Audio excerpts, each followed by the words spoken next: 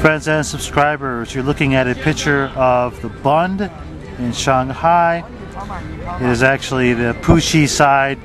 As you cross over the Huangpu River, you are in the Pudong side, and there are, of course, a lot of history on the Puxi side, especially concerning these particular colonial style buildings.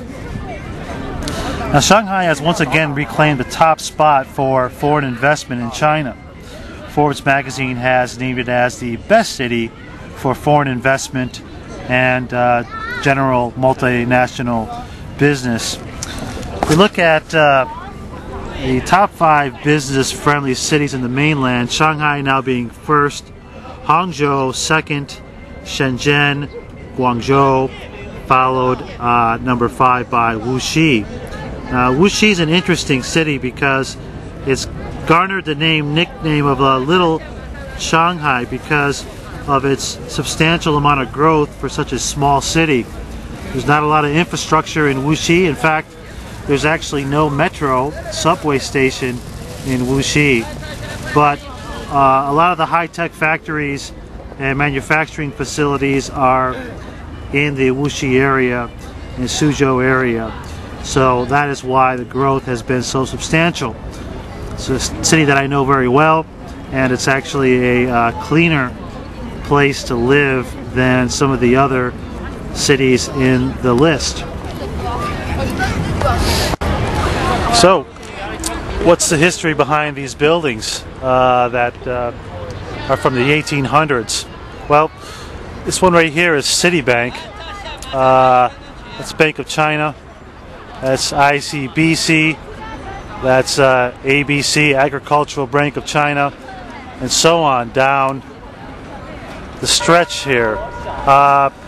These buildings were built actually by the French, the Americans, Germans, and Japanese, because Shanghai is actually a colonial city. It was a major port for the English, and several other factions have conquered and occupied Shanghai and many of the other cities over the years, including Japan. These buildings are also old, built by Dutch, German, American, French, you name it. Everybody was up in here, and they built their own houses for banking, shipping, telecommunications. There was an American phone company came in here. The early version of AT&T had one of these buildings built. Shipping companies, trading houses, etc. All of these buildings have a great history, and it's really surprising and amazing to me that they've stayed up this long and have been renovated.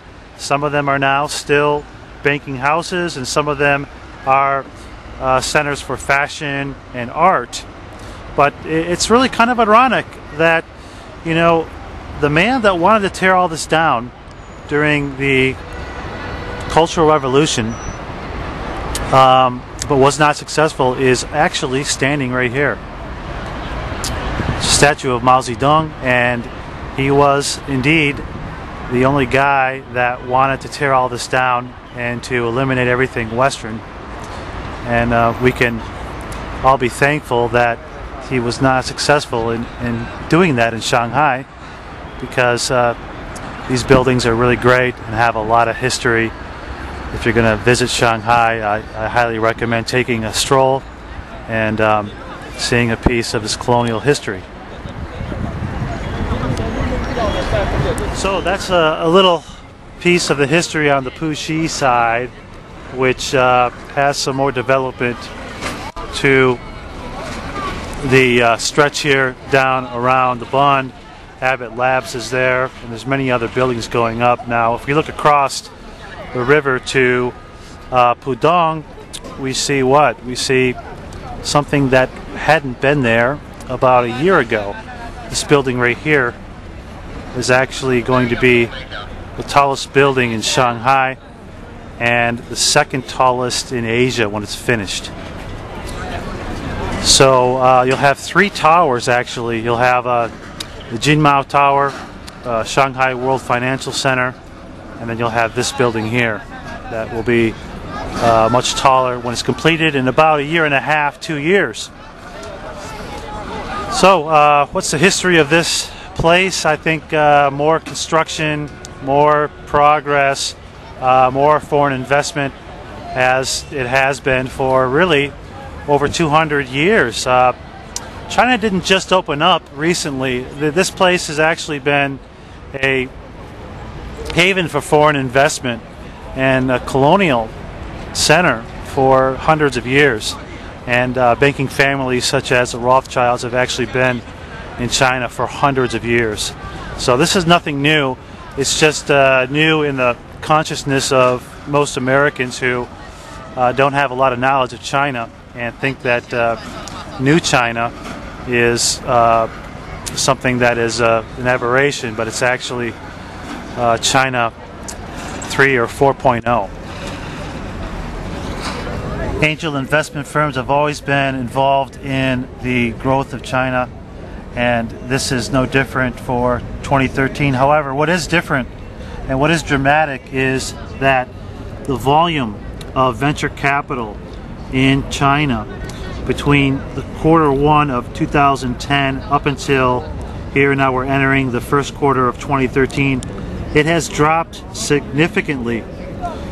2012, the investment capital in volume units of millions of US dollars has slid from an all-time high in 2011.